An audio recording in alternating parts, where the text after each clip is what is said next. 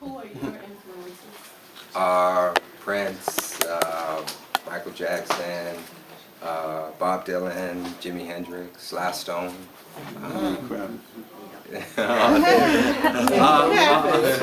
All those. Right. Well, I like artists that are able to basically cross genres by bringing black people and white people together through the music. Because at the end of the day, we created it.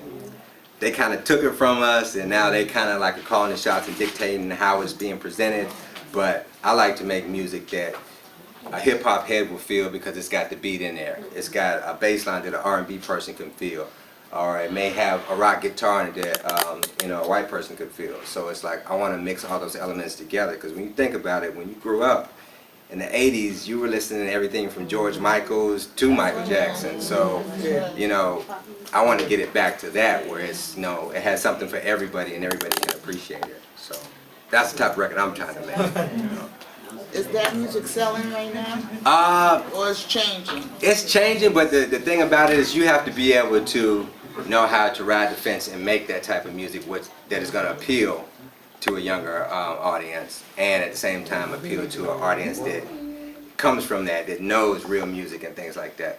And I do that through either like lyrical content, or the message is there's a message there, but there's a way of conveying it to a younger audience where they can feel it as well. So you just got to do it in a very creative way, and a lot of people can't do that. It hasn't been proven if I'm gonna be able to do that, but that's the approach that I'm taking with my music and my album. So, it's possible. I think it is. So you get ready to just start your own trend? Yeah. There you go. But it's very reminiscent of things that have come before that. Like, I've done a lot of homework and studied a lot of it, because at the end of the day, a hit record has certain elements that always exist.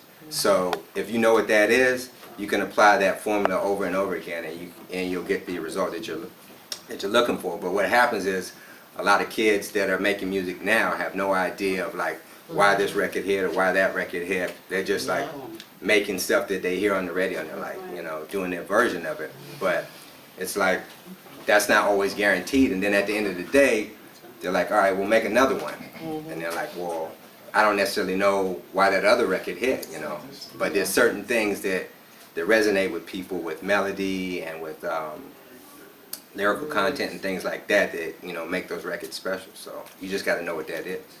So gangster rap is out? I wouldn't say it's over, but It's out. there's many other different degrees of it now, and there's so many different shades of rap now. But I think the whole down south movement is like really huge right now, which it's good. But I just think like where hip hop was before, it was like a mixture between like having a message and like party music is also.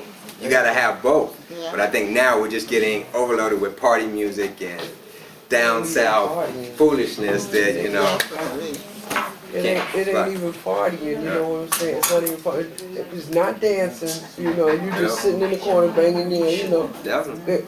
When you talk about the younger people, they have no history of it. Exactly. You know what I'm saying? If you tell them about the message, Grandmaster Furious 5, they like, and it's like, it started it all, Right. You gotta be able to mix it too. I mean, you got 16 cuts on the album. Okay, I know. You don't have to do 16 cuts of club joints, party joints. Like, yeah, you got out of I that, know, like these rappers down south have something that they can talk about other than that. Yeah. And if you do it, be like KRS-One, do it in a creative way where it still can play in the clubs, but there's a message behind it as well. But Sandra? Come on, Sandra. We got your back. She be bad in this class, but like how fashion always dictates, the way music going. And I know you said that you have a flair for like the 80s. Do you think fashion now with the hairstyle, the clothing, do you think that will lead you back into the 80s style?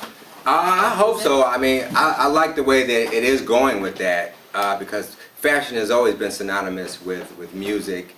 But what happened is like the hip hop generation came in, and then it was like jeans and t-shirts and sneakers, and then like it was cool for R&B artists who used to be dressed up to wear jeans and baggy jeans and t-shirts and things like that. So then everybody got away from it, and now you see like rock bands with jeans, t-shirts that said, you know who the lead singer is, but you don't know anybody else in the group. You can't distinguish one artist from the next because they're all wearing the same thing. Whereas if you notice back in the day, artists would try to wear something so outlandish that nobody else could. You couldn't go to the store and buy that because it was just so out there, and it's what made them stand out. And like for me, when I go to a concert, I want to see them wearing something like the jacket Michael Jackson had on. I was like, oh man, that's hot. Like, you know, something that you don't see every day. So hopefully it's going to get back to that. The whole 80s thing coming back is making people aware of it, but it's just if people decide to take it and build on it and, you know, make it a part of the image thing, because I know it's been a while since you went to a concert and somebody was dressed just like Madonna, all the fans were dressed like her, or Prince and whatnot, and, you know, they were making fashion statements then, so. Can you write your email address on the board? You keep asking me. No, I didn't. Yes, you did. I'll just No, you can write on the big board over there with the Aaron on the big board over there, okay? Cause this one over here keeps asking me. No, I just asked you to get it. No, I didn't. Then you should have asked him. So then you should have asked him. Okay? I shouldn't. This now it's on the board, okay? Miss wouldn't know it all. You have any more questions for our Mr. Jenkins? Are you from New York? Me? No, he's No, from North Carolina. North Carolina. Greensboro. Yeah.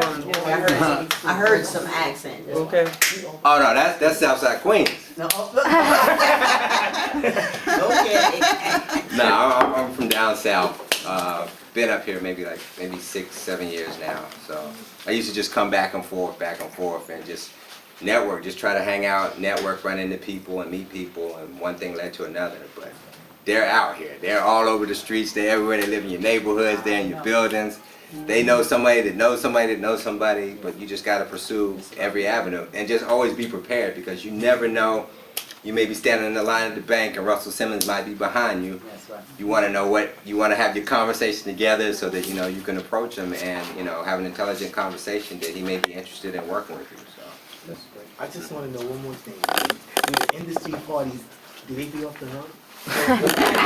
Absolutely amazing. Oh my God.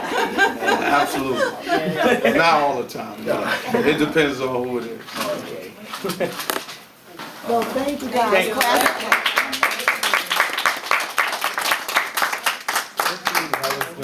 That was really good. Thank you.